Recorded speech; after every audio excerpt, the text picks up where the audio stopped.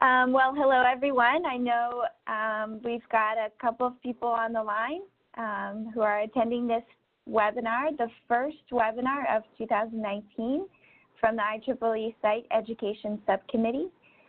Thank you so much for connecting and joining. We really appreciate the time that you're taking to invest in this learning experience, and we trust that it will be a very valuable time for everyone.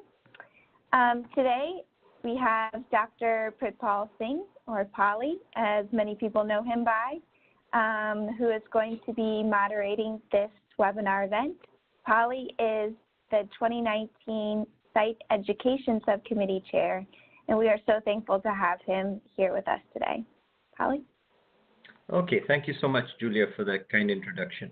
As Julia mentioned, we have a number of webinars that we're going to be rolling out this year, following on from a successful series of webinars that we conducted last year. Some of the topics that we're looking to do, so today's topic by Sue Baggett is going to be focused on how you engage with communities and people to discover insights that can help to formulate better site projects. We will be also holding additional webinars on the topics of project management, how to write better proposals, and a number of other topics. And so we're looking forward to providing more educational support for people who want to engage in site projects. So it's my pleasure this morning to introduce Sue Baggett. Sue is a strategic innovation leader with a proven global track record for uncovering customer insights and making non-obvious connections which lead to breakthrough business results. So I'm not going to give her full bio. It was included in the announcement, but she's really got some special expertise that I think will be very valuable for people who are looking to do site projects and gain some insights. So Sue, thank you so much for presenting this morning. So Sue will give her presentation and then we'll go to a question and answer session. So Sue, it's all yours. Okay, great. Thanks everybody for joining this morning. I am going to try to share my screen here so we can talk through some of the elements of today's topic. And let's see, hopefully you can see my screen now. Is that visible to everybody at the moment? Can you PowerPoint that has a student site and has a title? Molly, are you able to see my screen now? Sorry, yes I am. I had muted my microphone. All right. Good. I just wanted to make sure. Okay, terrific. You saw in my bio, in terms of a professional background, well, first of all, I am an engineer by training. I'm a chemical engineer from Lehigh University, and the first chapter of my career was in global research and development for Procter & Gamble, where I worked in a variety of markets, from developed to developing markets on a range of global brands. I then spent time in a boutique consulting firm. Specialization was in market research and innovation, and I currently own my own consulting business where I focus on uncovering strategies for my clients and that allow them to set their business strategies or innovation strategies. Also, in recent years, I've gotten involved in angel investing, including impact investing, so investing in projects and programs that have positive social and environmental impact.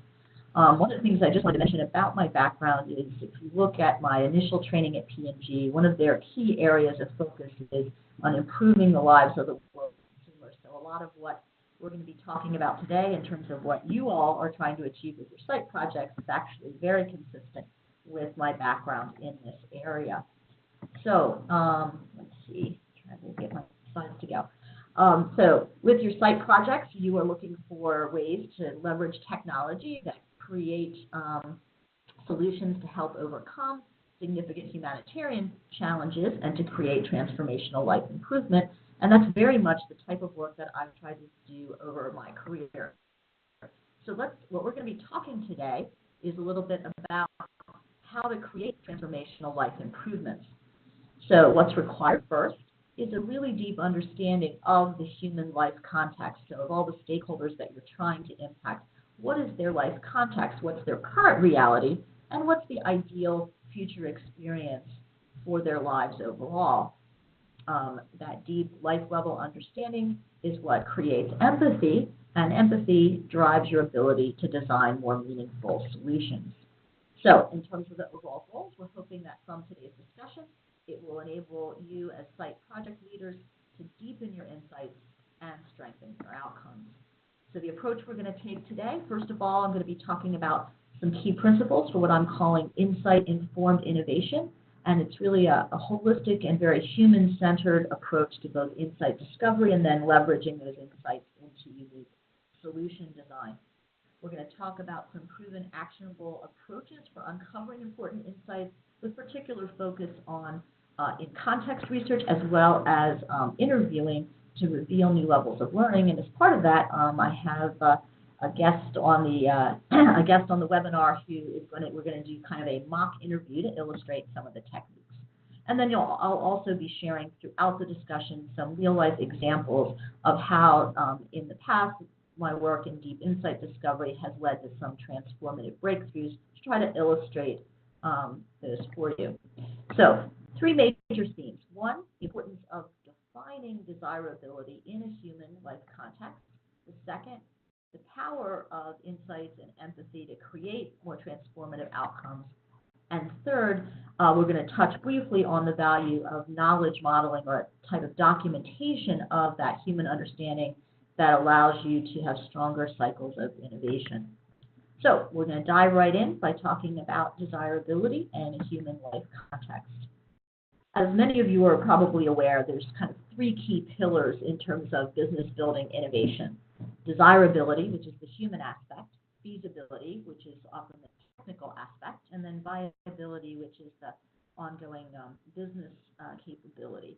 And by the way, when I'm talking today, you'll hear me because of my different fields that I work in. I will sometimes use the human-centered, I'll sometimes use the word consumer, I'll sometimes use the word customer, I'll sometimes use the word stakeholder, but I'm referring in all those cases to the human being. So across these key innovation pillars, you really can start your innovation from any number of different areas, but I'm going to make the case today that one of the most critical areas is desirability. Having said that, a lot of times, particularly as engineers, the innovation starts from a technology-centered standpoint. And let me give you an example of that, how that impacted my background. Looking back, I spent a number of years at Procter & Gamble in baby care innovation, working on Pampers diapers. So this was back in the mid-90s. And during that time, diapers were predominantly absorbent material surrounded by a plastic back sheet. A lot of the design focus at the time was on, from a technology standpoint, was how to create disposable diapers at a faster and faster line speed. So there was a lot of optimization around the manufacturing feasibility, but maybe not as much optimization as there could have been around the desirability. And in fact, Pampers had some competitive pressures from other manufacturers who were a little bit ahead from a design standpoint. So what we did was shift the focus onto desirability, taking a more human-centered approach, approaching the innovation from the standpoint of how might we drive desirability first, and then work in the other elements. So delivering desirability requires that deep level of empathy that I kind of highlighted in the beginning, and that means really understanding the target customer's desired life experience. And there's a number of different aspects of life experience. We'll touch on these a little more detail later, but everything from values, aspirations, and beliefs to challenges and tensions.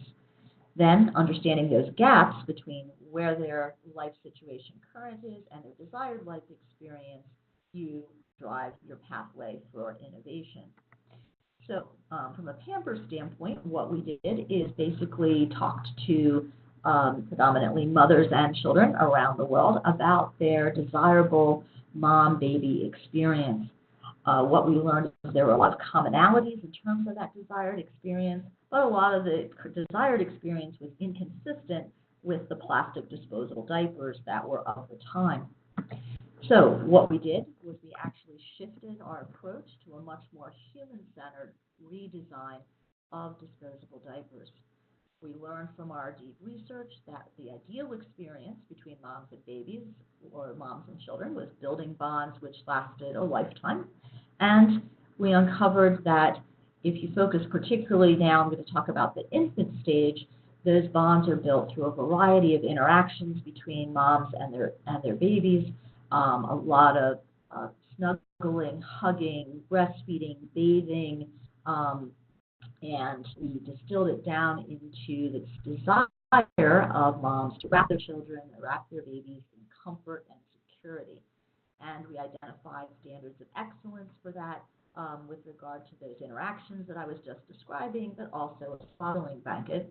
And in fact, some of the design of the newborn diapers evolved from the plastic back sheets to much more cloth-like materials.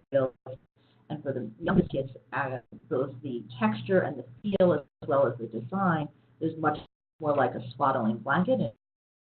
In fact, those products are still named swaddlers today.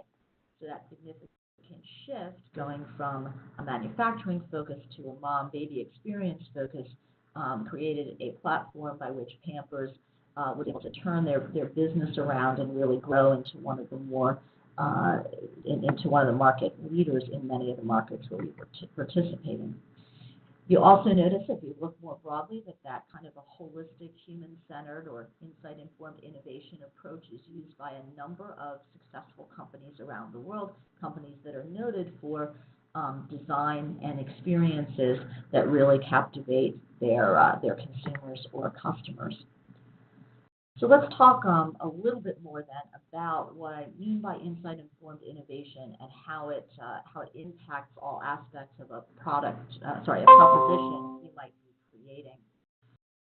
So insight-informed innovation is what I'm using to describe the delivery of this life-improving experience. And delivering that experience combines not just the design of the solution, that customer insight-driven design, but also the sound technology that accompanies it, as well as then communicating what you've created with a very compelling story and message to allow it to be adopted by the customers, consumers, or stakeholders you've been designing for. So I keep talking about insight-informed innovation. Let's do a quick definition of insight. When I use the term insight, what I'm referring to is what I call a unique window into the hearts and minds of that customer or consumer that you're designing for. So it's something that you understand about what's within them, not the surface level understanding, but that deeper level of understanding that allows you to connect with them as a person. If you look at the companies that I showed you before, and you look at what are some of the common attributes of successful either businesses or organizations that use this human-centered, insight-informed innovation approach, you'll see four key things. One, that they have the ability to have developed that empathy, and we're going to spend a little more time later talking about empathy and how you develop it, but they develop that deep understanding. Then they use that deep understanding to design and deliver these transformative benefits, things that are going to provide meaningful value to the lives of those they're serving.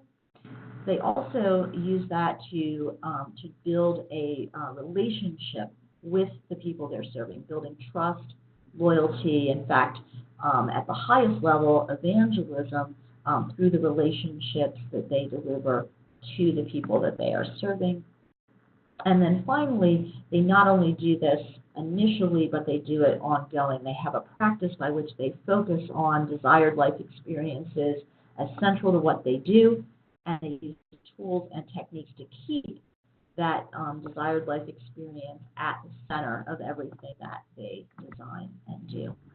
So let's talk a little bit about how insight-informed innovation can lead to these breakthrough life changes.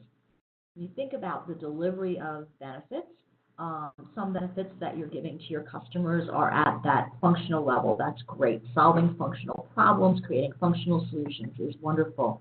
But if you really want to deliver positive transformation, you also need to consider the emotional and the life social benefits that you are delivering to your target. So let's learn a little bit more, or talk a little bit more about the power of insights and empathy to help us understand what all of those different levels are, what the levels of needs are, and how you might translate that into more transformative outcomes. So the first step in the process is really defining who is it you're serving. Who are your customers? Who are your key stakeholders? So you know who you're trying to understand. There's a number of different ways that you can be defining your target. Some aspects, sometimes you're looking at key demographic aspects. Sometimes it's geographic in terms of where they live, where they're located. Sometimes it's about common needs or desires or jobs that they need to accomplish. It's around certain behavior they're currently doing, using, or even media habits. And then finally, there's kind of the psychological elements of it, commonalities in values or aspirations or who they're influenced by. But as you see in the diagram on the right, if you're looking at all possible customers in the marketplace, when you're defining your target, you're trying to kind of narrow down and focus on those who are your core of who you're trying to serve. You need to do that to help understand who to focus your understanding efforts on. Now, a lot of times when you're doing large projects, such as you might be doing from a site standpoint, and even sometimes when you're designing consumer products, you need to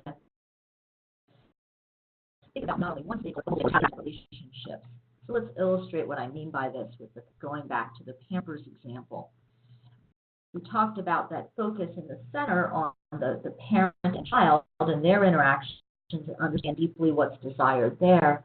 But if you think about it, there's a lot of broader stakeholders that are involved in that interaction. You have extended family and friends maybe providing advice on their own experiences. You might have medical professionals coming into play, and societal influencers and education. So even in the context of a consumer product, you have multiple stakeholders. When you get into the context of some of the projects you're trying to do, you have an even broader number of stakeholders. So you do need to have understanding of each of these. Some will be at more depth than others. So how do you then create that sufficient level of depth of understanding? How do you empathize with your target? And another term that people use for empathy is being able to view life through their eyes, and set aside or set behind your own experience. I like this next illustration of the 4 elements of empathy because I think it helps to bring to life what that truly means. So we talked already about seeing the world through their eyes, so that's a critical component of it. But then you'll see on the other side this need to appreciate them as human beings. And that's one of the most difficult things, I think, for folks to do when they're trying to serve a target who is not necessarily a target they are themselves experienced, but they need to be able to go into the life of that target and appreciate them as a human being. And that means suspending judgment or assessment or over questioning why they are who they are, and really just appreciating them for who they are. When you're able to do that, you're not only understanding them from a functional level, but you deeply understand their thoughts, their feelings, their heart. They understand who they are and how they feel, and then you can communicate back that understanding to them in a way that develops a relationship with them, a positive relationship with them. So those are the kind of 4 key elements of empathy. To get to empathy and to get to desirability, this is where you need, going back to that deep level of understanding. So as you've seen this slide before, the deep understanding, the different range of things you need to understand about folks, and that's what will allow you to innovate to fulfill this need. So discovering insights and creating the empathy. I'm going to set it up as kind of 2 pieces to it. One doing the right hand side, what I'm calling life context research. And how life context research might differ than research that might have been traditionally done is a lot of times when people are trying to do research about developing a new product or service, they will focus the research kind of narrowly in on that product, market, service and say, okay, here's the product or service that you have today. How can it be better? Well, that's one way to learn, but if you learn that way, you're mostly going to get kind of ideas from people that are more incremental in terms of how to make improvement. A better way to do that research is to really understand, setting aside existing solutions for the moment, understanding the bigger, broader life experience, how maybe some existing markets or services may fit in those experiences, but understanding that broader experience and what's actually more desired and more possible will give you a much more expansive approach to innovation in terms of how you can fulfill those experiences and doing it in a way that's maybe unconstrained by current solutions. And that will allow you to open your mind to unique and different and more transformative possibilities. In order to understand the possibilities, you also need to adopt what I would call a good detective mindset. And a good detective tries to have a very objective and open mind, discovering new things about a situation that exists rather than having set. And that's important because if you go into your research with too much of a fixed idea of what you might learn, you're probably going to miss things. You're going to have a lens that's going to filter things out versus a good detective mindset, which has allows you to see a broader perspective. We'll come back to that a little bit. So what I would say is that the deepest insights come from what I call in-context research. And when I say in-context research, what I mean is in the context of the daily life of the people that you're trying to understand. So you'll sometimes hear the term ethnographic research or observational research, and then interviewing that might go along with that. So let me just give you some examples. So if you go back to my time in consumer products, the type of in-context research that we did, a lot of times you would go into consumers or customers' homes. Be with them in their homes, you'd look at their home environment, you would talk to them in the context of their homes, have them show you different things that they have and that they do, and you can use that as a way of developing a sense of their life and their home and how any product or service that you're trying to design for would fit in the context of your life. Also have a picture of a shower head, because sometimes when we were doing things that were designed for consumers to use in the context of showering, I did a lot of work in shampoos and body cleansing and things like that. We would actually interview people in the shower, in bathing suits of course, but in the shower, and have them talk us through how they were experiencing the products in the context of the shower itself. And then you see a picture in the bottom corner in terms of a retail environment. We would do work in the context of the stores. How are consumers, what is their overall approach to shopping? How are they experiencing the retail environment? How are they cutting through the clutter to identify what they're actually going to pick off the shelves? And it's only by getting into those actual contexts that you get a real feel for what consumers or customers or human beings are doing. If you try to talk to them about those situations without actually being with them in those situations, you end up missing a lot of insights.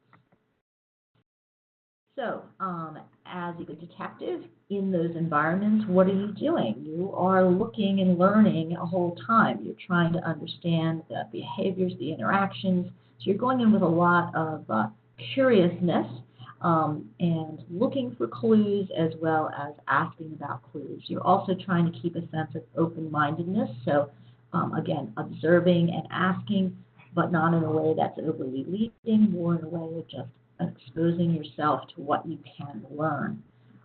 Going beyond the obvious, again, looking for things, small, minute details can often be the difference between the deep understanding and the surface understanding. By being in context, you already to some extent are stepping into the shoes of your audience, but again, trying to see things through their eyes. There's some interesting, tools and technologies for actually putting cameras into the glasses and being able to do eye tracking. So you're really experiencing things from the standpoint of where your customer might be looking in a store, for example. Doing a bit of risk-taking, exploring some new things, and looking for non-obvious connections. So the next slide is an example of some work that was done in the Asian market, and it was done in the context of some home visits. And a group of researchers went into the home and they're trying to understand. So these were consumers or customers who were just starting to use disposable diapers, buying them only one at a time. And was trying to understand how were they integrating it into their lives. So understanding their lifestyle and how Pampers fit in. So the question was asked, what made you try Pampers, or why do you use Pampers? And the answer was, if we don't use Pampers, we don't eat. So that's a really interesting learning. And digging into the details here, the mother in the household explained that the way that they were set up in the household, they had multiple generations all sleeping together in one room. When the child was in cloth diapers, if the child had a wetting or peeing or pooping experience overnight, the child would wake up crying, and basically it would wake the whole household. What they found is by using disposable diapers, Pampers specifically in this case, is that the ability of that diaper to draw wetness away from the child allowed the child to get a full night's sleep, which then allowed the household to get a full night's sleep. And the mother went on to explain is that if the household was up all night, the husband, who was the breadwinner, couldn't get out and wasn't alert enough, awake enough to go out to get work and therefore bring home money to buy food.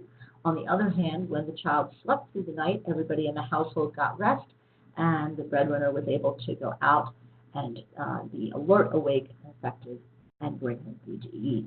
So this is an example of something that then was translated into some unique messaging, these insights around the way in which Pampers affected the lives of these customers and consumers was used as a way to get out and get messaging and help more consumers get that kind of a life benefit of what they were doing. So this picture now shows examples of some other circumstances or situations from a life context, the understanding of what's happening in the bottom left corner was actually in Uzbekistan. We have an understanding of a culture that doesn't, use diapers at all. They have a special kind of a cradle that was used to catch the pee and the poop under the child. The children were strapped in to catch them. That was their way of handling it. And the others illustrate examples of other situations. There's a top right corner where, even in a household where economics were very limited, the child was considered so important that they would adorn the child with gold jewelry. And now in the bottom corner, another example of some work that a startup I was working with did with regard to understanding the context of water in the life experience and the amount of time, effort, and energy that was being expended just to capture and find water to be a part of the household, and they were studying how to bring more clean water. So all very important to understanding context. Then, in addition to understanding life context, you need to find a way of getting understanding what the needs are. So many of you are probably familiar with Maslow's hierarchy. So it's a triangle or a pyramid that has a number of different needs. This is just a simplified version of Maslow's hierarchy, saying this is one that you can write on the back of a napkin and always remember. You want to understand first the functional level, then the emotional level, and then the life social level.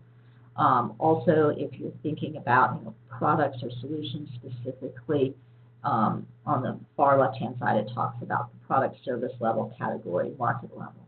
So anyhow, how do you get that kind of comprehensive understanding? What you need to do is design interviews in such a way to help you get at that learning. And those interviews, though, need to be conducted more from a start at the life standpoint and then work your way down. Because if you start at the product or service kind of and work your way up, you're not going to get the breadth of life context that you need.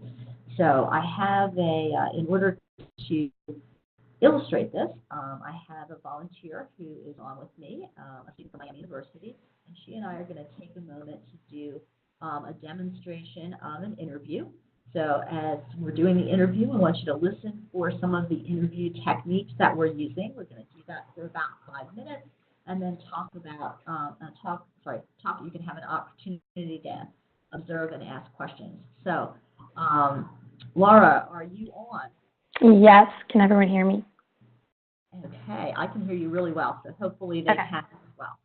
All right, great. So Laura and I know each other only a little bit, so this was by design, so that I could do a more realistic interview with Laura. I can't see you though, Laura. Is your video off?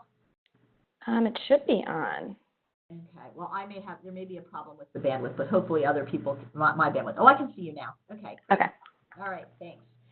So what we're going to do is I'm going to just take a moment to talk to Laura. Oh, looks like I went into the dark. I think the room I'm in.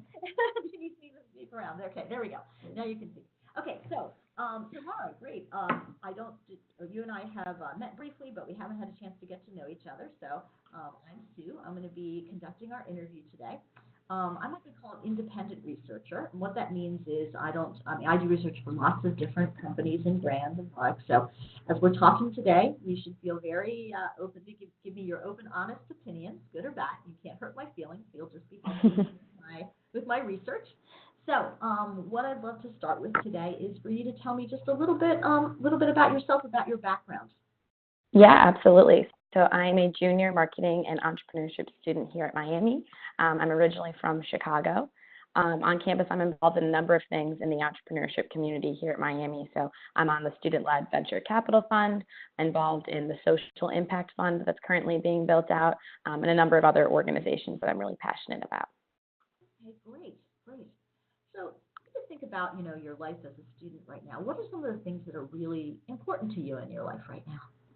Yeah, I would say getting as much experiential learning opportunities as a student as possible, so I'm prepared once I go out into the real world. So whether that be through some sort of case competition or my organizational involvement or internships, as much experience that I can really get under my belt, taking advantage of all opportunities given at the university. So experiential learning, tell me what you mean by experiential learning and why that's important to you.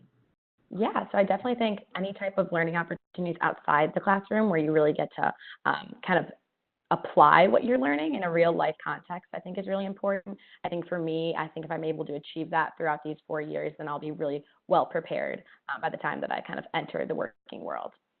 Okay. So you said that real life experience or that applied experience. Tell me a little bit more about why that's so important. Yeah, so I think that'll help you. Yeah, for sure. So I think for me, learning inside the classroom has never been kind of my strong suit or the area where I feel like I get the most knowledge. I think most of my knowledge that's really been critical in my development has been gained through these real world application learning opportunities. So sitting on the student-led venture capital fund and working with real companies, that's given me way more knowledge that I can really bring with me into the real world, and that will hopefully kind of set me up for better opportunities post-graduation.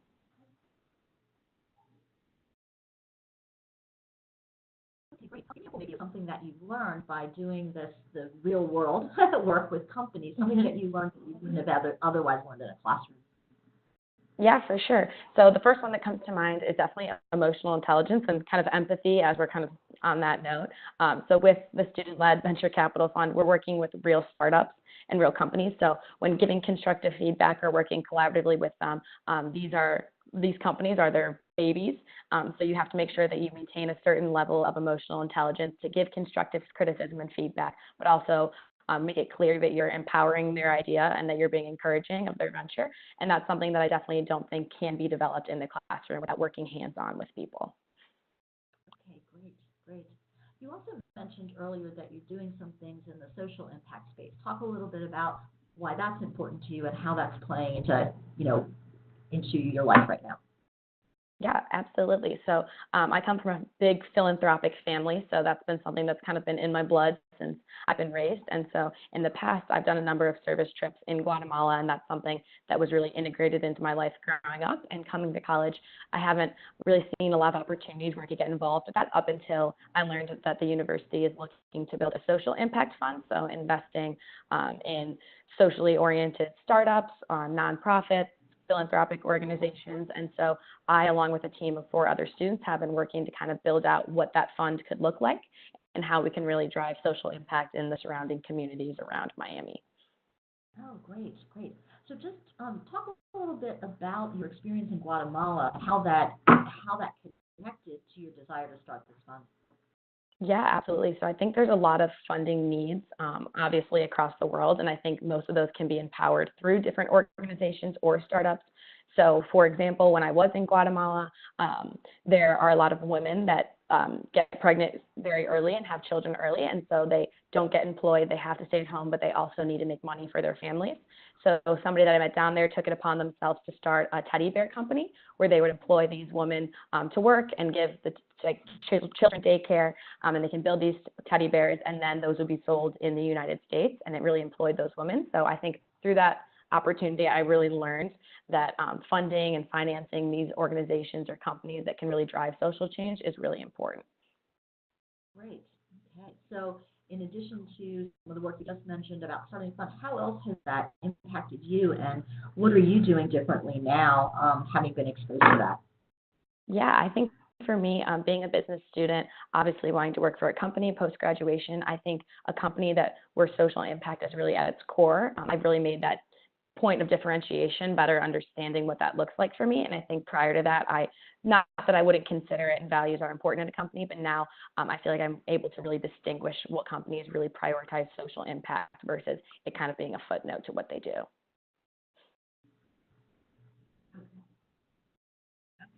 Okay. So now that social impact has become kind of so important to you and you're kind of looking for that, what are some examples of the ways in which you evaluate companies as prospective employers? How does that affect your assessment? Yeah, so I think in today's age, there's a lot of companies that will maybe impact wash or talk about social impact because consumer preferences are kind of leaning that way. But I think it's all in the intentionality behind social impact. So at the core of the business model, would it survive without social impact? And I think that's kind of the key element that I'll use looking into the future to kind of differentiate companies that are socially oriented. Okay, great. And then just maybe you can give us a couple of examples of kind of using that definition or that lens that you're looking. What would be some examples of companies that you'd actually consider? Yeah, absolutely. So I think a lot of big corporations have social arms that are kind of just added as a tag along versus like a Tom's Shoes, where that model wouldn't be sustainable without the social impact really at its core. So I think those are kind of examples behind social impact and what maybe isn't entirely there. Okay, great. All right, so we're going to take a time out. We've spent a little bit more than 5 minutes talking. Laura, thank you so much for being willing to be our speaker today. So what I'm hoping people took away from that is an example of how an interview could go that is not overly targeted on a specific product or service.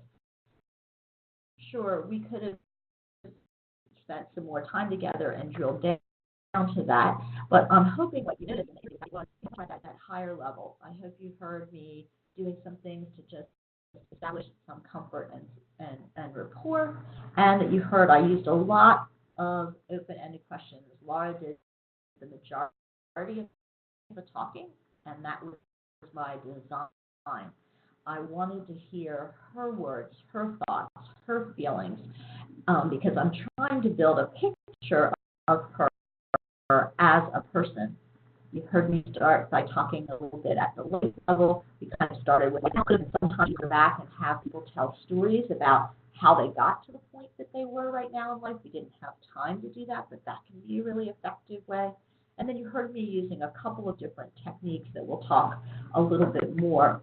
I used a combination of things to expand the conversation.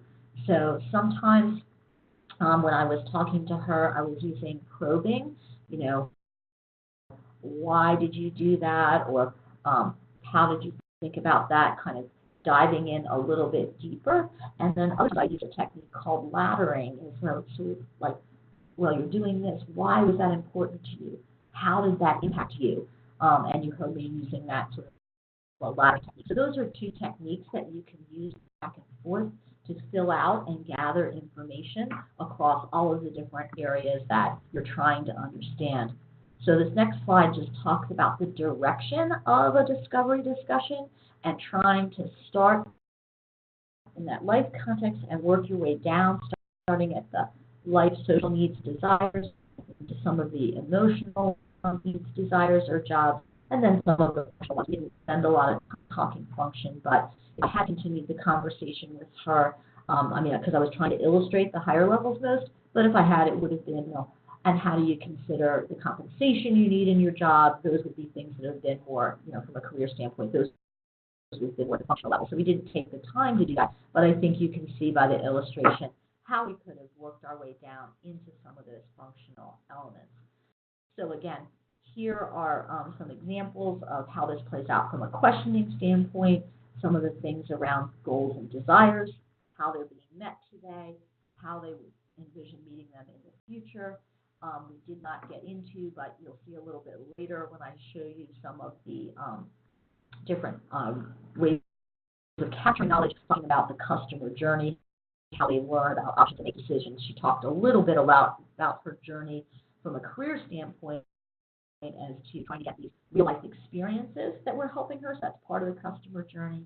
And I did get a chance to ask about what she intended to do in the future, but we could have gotten into that as well. So what am I trying to do with this interviewing or with the observations or putting it all together? Really trying to get this deep understanding both elements of the left and right side of the brain. We're trying to kind of map the connections and understand established pathways for behaviors or decisions that are already there so that we can learn ways of maybe impacting those decisions or behaviors in the future. So you're building empathy and mapping the brain. What's the end goal here? The end goal is to kind of find a direction for innovation. We want to be able to move people from where they are with the current reality to creating life transformation. So those are the two elements we're trying to understand. So getting that life experience tells us where we need to go with innovation. So I have a slide here now talking about how you might plan an insight discovery interview. I'm not going to spend a lot of time on this, but this will be, in the text, and you can see again that flow, establishing rapport, learning about the context, and then maybe learning more about motivators. And I created this example around potentially a site program that they might be involved in, and understanding whether they're getting the participant is getting what they want so far. So this page is now just a little bit of a watch out. Sometimes when I'm able to do this training live, I have people practice the interviews, and in the first time, it's always a little rough trying to do it, but the more practice, the better. Definitely recommend doing practice with your colleagues before going out and talking to real customers. But you really once you get down, break the barrier of doing this a few times, you'll really get a lot more confident with it and a lot more capable of doing it, and find that even a small number of interviews with key target can just open up your eyes to new insights. Just a few things to be careful of is making sure it is conversational, making sure that the person you're interviewing is doing more of the talking, that you're not trying to go down a list of questions, but letting follow the natural flow of conversation. And that is facilitated with a lot of open-ended questions. You also want to be listening with both your ears and your eyes. And when you're face-to-face, it can be a little bit easier, obviously, than over the Zoom. But what's important is you're looking for emotional reactions, and you can really tell if people are either uncomfortable or really struggling with answering a question versus being very open to answering. Also, making sure you're avoiding leading questions. So don't guess their reasons. Make sure you allow them to reveal their reasons for doing it. And then also by observing them doing tasks that are relevant to the solution is really important. So you can watch for compensating behaviors. There's a classic story from P&G around, back when laundry detergents were powder, people would go into household and ask, oh, do you have any trouble with, your product, clumping? And the consumer would say no, and then they would go and watch the consumer do laundry and see that in the laundry room there was a utensil for breaking up the chunks. Well, that was a compensating behavior. They couldn't envision a product that didn't chunk, so they had to have a compensating behavior for declumping the product before they used it, and that led to a lot of insights around better granulated products, but also moving into more liquid products that never had those behaviors. And then the other big watch out, and this is again one I think that as designers of solutions, you're often wanting to share your solution ideas, but maybe doing those too soon before you've gotten the complete context. It's not that you shouldn't ever share prototypes. Those are great for getting feedback, but just don't do it too soon. And then as you learn more, you're going to be kind of going back and forth between some qualitative and quantitative research. We don't have the time to go in detail here, but just to know that that's very often a cyclical process. How do you know if you've done enough learning? I mean, you're feeling as if you've walked a mile in there. She's feeling as you've really been able to shift your context into the stakeholders' context. That gives you a sense of whether you've done enough work. So just the last couple of minutes of presentation, and then we'll open up for questions, is I want to touch on the value of knowledge modeling and how that helps you when you're going through your cycles of innovation. So we talked before about the different key pillars, and starting with the human-centered pillar. But really, as you're working through and developing the full-rounded solution, you're going to not only look at desirability, but feasibility and viability. And it is an iterative process to refine your overall successful solution. So back to my picture before around current reality, desired future, I have this nice straight arrow going in direction of innovation, but it never really happens this way. I often draw the innovation process as a series of loops because you're often learning, trying, and setting back and learning again. So it often goes in that process. In fact, if you look at a variety of the different kind of human-centric or insight-informed innovation processes that are out there, the one that I've been describing around desired life experience, or if you look at design thinking or lean innovation, all of them include cyclical elements. Cyclical elements of planning, building, learning, and then getting feedback from prototyping. So an iterative process. So what I was describing is understand the experience you're trying to create, design to create it or create the technology, and then iterate till you get to the actual solution. So how does this work? We talked a little bit about understanding needs and desires at all of these levels. And the reason you want to do that is you want to be able to translate that learning into benefits that you deliver, again, at all of these different levels, right?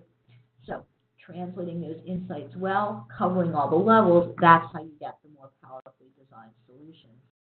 So if you're thinking about the ideally, you've learned about all these levels of needs and desires, and you deliver across the board. Does that mean every solution ever created delivers it all? No.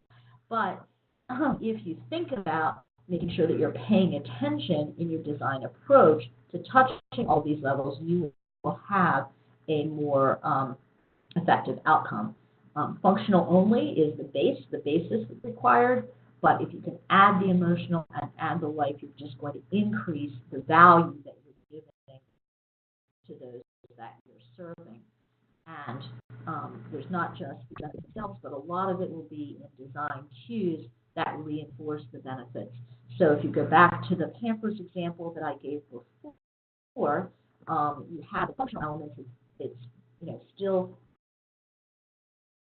acting like it's supposed to, like catching people, drawing away from the child's skin, doing all of those things. But from a design standpoint, the look and the feel of the product was transformed from plastic bag to swaddling blanket. So it was softer and more cloth-like.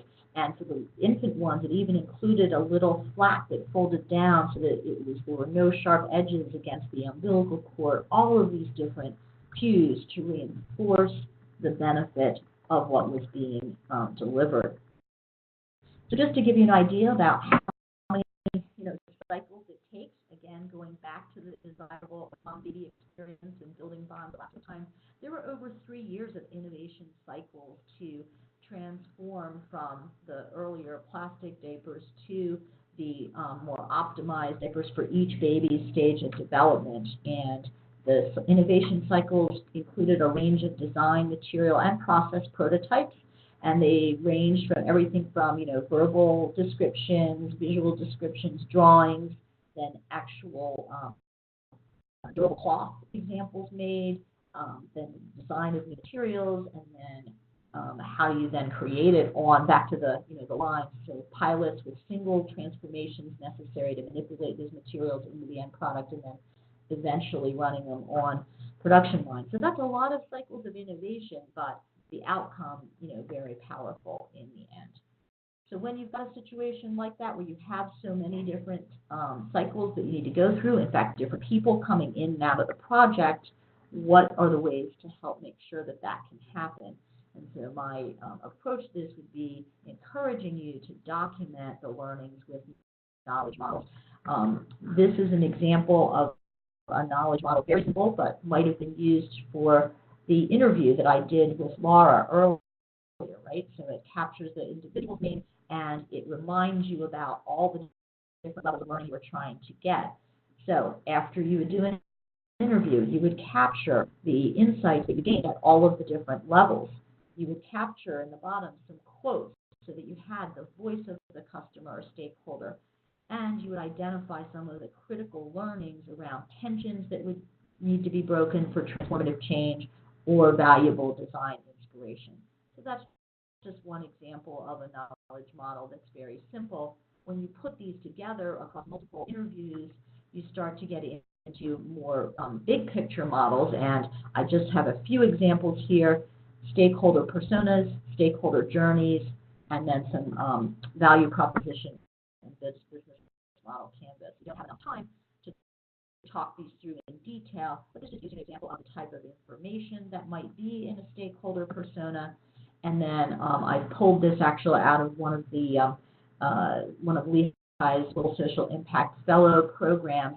Here's the picture isn't super sharp, but I've listed on the side. Gives you an example of how you capture that information, and you want the functional, emotional, and life information with the visual and verbal information captured.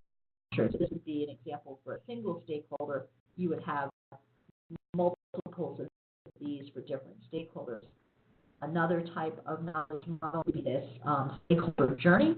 So the top talks about journey stages. So the journey is kind of about the decision-making process.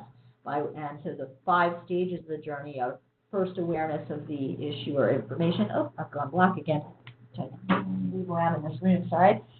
What keeps going on? The awareness, the information, the actual decision-making, the purchase or use, and then post-purchase elements, and then looking at, then the bottom talks about each stage and what the goals and the touch points and the elements of it would be.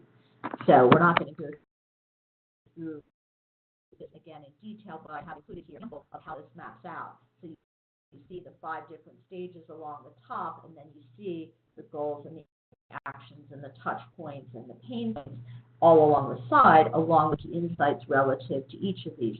This can help you in innovating all the way across the customer journey. Here's another example of a customer journey showing different stages. This is a little bit more of a visual one, and several of you may have already seen a value proposition canvas, which talks about understanding the customer jobs, pains and gains, and then how you do it. And then the final one is the business model canvas. So this is just a blowout like value proposition within this. So just a couple of examples to give folks. Again, it's that iterative process. You don't create these models overnight. You build them over time as your learning expands. So, and then just this is, I think, my final slide talking about the cycles, how you do these cycles of innovation to refine and optimize. You're translating the experience into design requirements, and then you're trying to identify the most critical things that need to be true to move forward, testing those first, so you prioritize in terms of how you're testing your hypotheses for your solutions, and then constructing some minimum viable prototype at each step along the way. Prototype is something that's going to stimulate the feedback you need. You might start very early with non-functional, simple descriptions, etc., and then move along with pathway, the way I described with the Pampers example, hopefully getting yourself moving in that right direction. So that's all I had in terms of covering the key themes we had outlined for today. Focusing on desirability, creating that insights and empathy for transformation, and then using knowledge models. So I'll go ahead and turn it over to, I think, Juliana, help me with some of the questions. I thank you so much. Juliana, are you there? So this is Pali. I'll moderate the question session. So thank you so much, Sue, for your very informative presentation.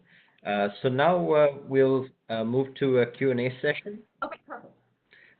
So on the right-hand side of your display, you should see a Q&A menu and a little box into which you can type your questions. So please go ahead and type questions into that box. And then as they come through, I will present them to Sue. So while we're waiting for other questions to come in, maybe I can start off. And I got a little message from Laura.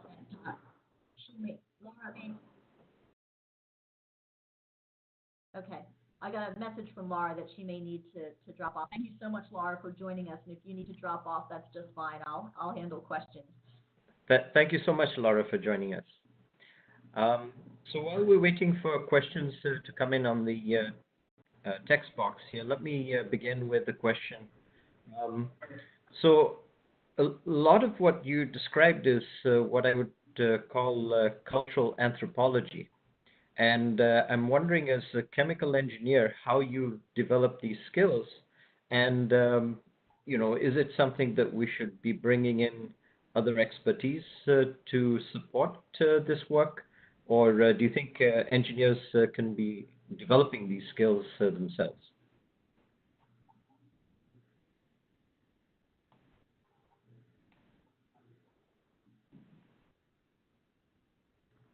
So I'm breaking up a bit, but I thought the question was, is that do you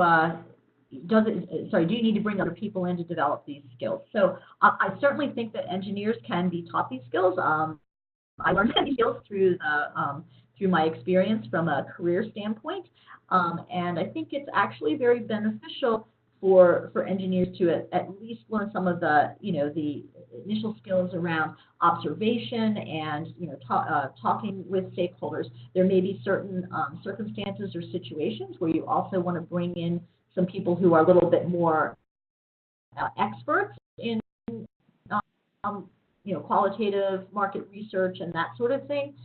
Either as a supplement, certainly there are people who have expertise, but I think it's I think it's not an either or. I think there's a complement.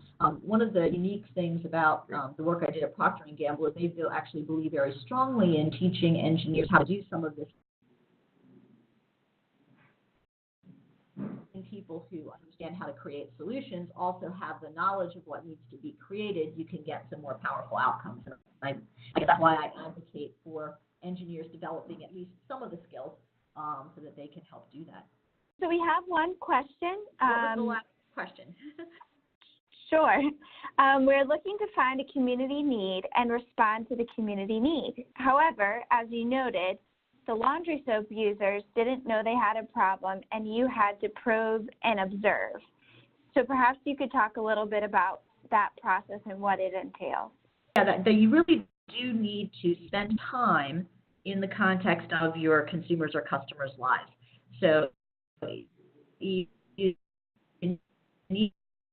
order to understand community needs, you need time going through, sometimes we've done research that might be a full even to a full day in the life of the consumer or customer that you're trying to serve.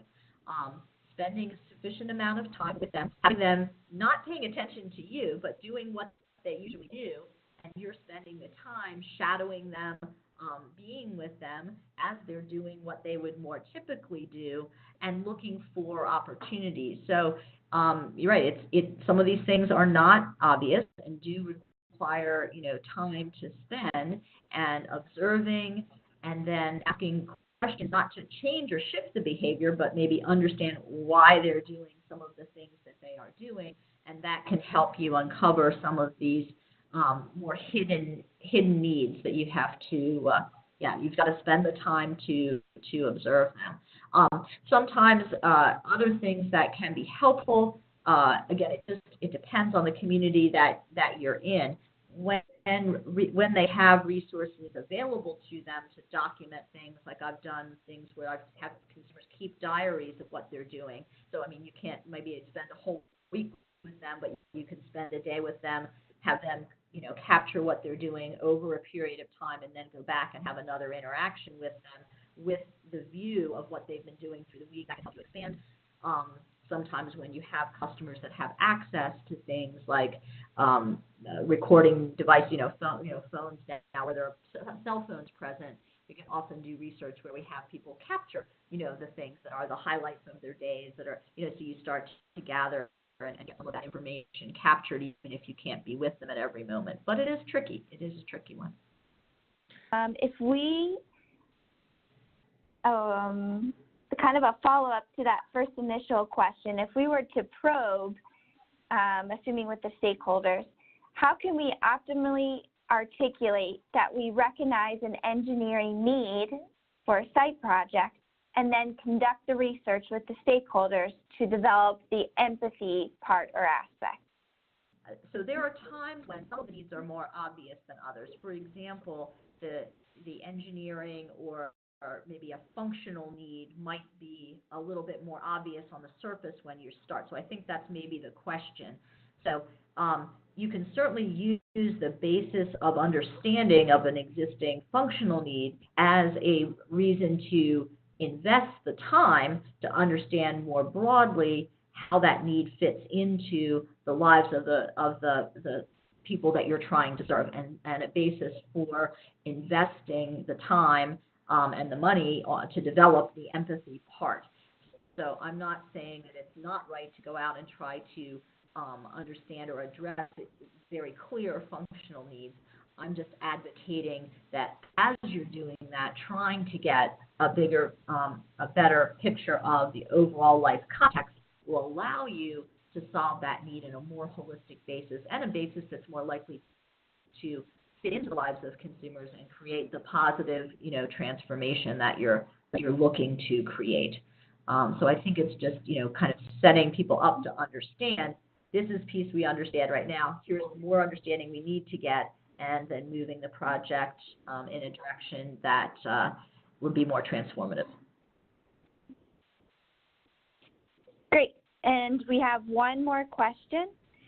Can you share a word or two about some ideas or processes which may have followed a similar process but did not get the desired impact, and any insights why? Certainly, as with any type of innovation, you are going to have circumstances or situations where you try to follow a process, but your first attempt is not on target, that you get a failure, and you basically need to learn from that and try a new approach. I mean, that's why I drew the cycles of coming back. Let me think. Sorry, I should have thought about some better examples of failure. So, I mean, certainly, with the Pampers work that I was talking about before, as I illustrated, we went through many rounds of things that we tried that didn't go until we found one that worked. I think in terms of the watch outs, sometimes it's missing about what the consumer or customer's actual needs might be, and you design to a portion of those needs, and then when you do them, what you think that, you've got. We did a lot of work, for example, on the materials and trying to understand what the ideal, material might be. We collected a lot of different examples of, for example, the baby blanket, an example of baby blankets that, were being used by consumers in different parts of the world, trying to put the materials and then determining how they could.